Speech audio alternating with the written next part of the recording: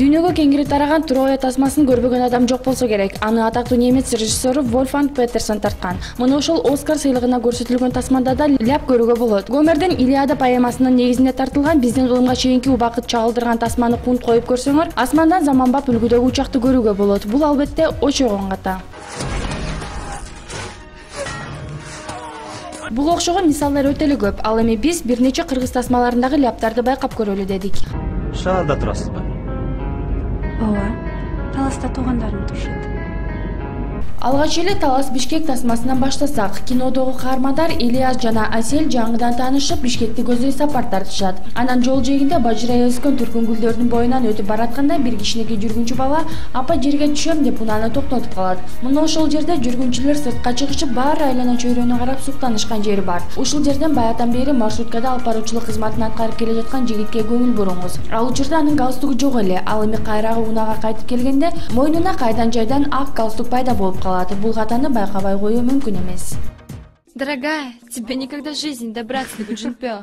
Кому? Мне что ли? Да, тебе. Бир нече жылдан бери Корей фильмдерди дүйнө жүзүн каптап, аларда роль жараткан мырзаларга ашыккан кыздардын саны арбын. Мына ошол сымал кээ бир жаш кыздардын абалын чагылдырган Гуджинпёго кантип турмушка чыгуу керек деген тасма жарык көргөн эле. Эгер ошол тасманы кыз киши көрүп жаткан болсо, кыялданып олтуруп, ляптарды байкабай деле калышы мүмкүн. Анда катаны биз менен чогуу караңыз. Алия Дастанга жолугушууга барганда ак күрмө кийип жүрөт, ал эми үйүнө кайтканда ак күрмөсү кара күрмөгө айланган. Бул ляп эмне?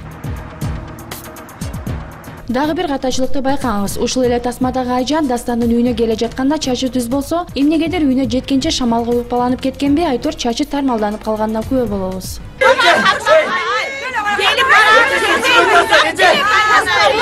Кийинки ляптардан курга албаган тасма бул көк салкын. Көпчүлүктүн тамашасы менен арбаган тасмада баары жакшы болуп келатып эле тасманын акырында Бакыттын бала экендиги ачыкка чыккан жери бар эмеспи? Мына да ошол жерде Бакыт жасалма чачын колуна кармап, экинчи колу бош эле турат. Ал эми кадр алмашып кайра караганыбызда колунда кызыл алма пайда болуп калат.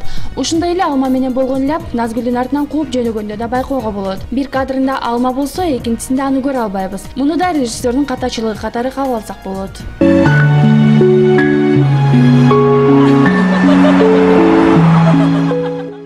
Мына ушул тасмадагы каталар тууралуу кеп козгоп, адистердин оюн угуп көрүүнү да туура көрдүк. Ал үчүн кыргыз элине белгилүү режиссер Эрнест Абдыжапаровдун уулу Санжар Абдыжапаровго байланышканыбызда, Санжар мырза өзүнүн тасмаларынан да ляптарды байкап калып, уяларын билдирди.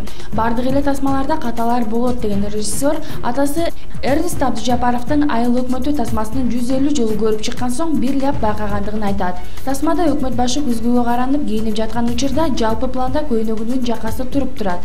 Ал эми ортоңку планында жакасы өзүнөн өзү жатып калган. Анан да Ыз көл беш бармак аттуу тасма жарык көрүп, кыргыз эли орус актерлорунун чеберчилигине күбө болушкан эле. Бирок профессионалдуу артисттер аткарып жаткандыктан ката деле табуу кыйын деп ойлосоңуз жаңылышкан болосуз. Мында да ляптар бар. Тасмадагы орус актерлор Сергей Астахов, кинодогу Лавровдун ролунда жана Владимир Гусев, тасмадагы Земиндин образын жараткан актерлордун айдап жүргөн машинасы Honda Odyssey. Бирок кандайдыр бир себептен улам 2 машина тартылган. Алардын номери жада калса өңдөрү да башка. Жогоруда табылган ляптар кыргыз кинолорундагы каталардын чети гана. Бирок бул сындоо эмес. Болгону көптү үмүттөндүргөн режиссерлорго сабак болсун деген эле ой.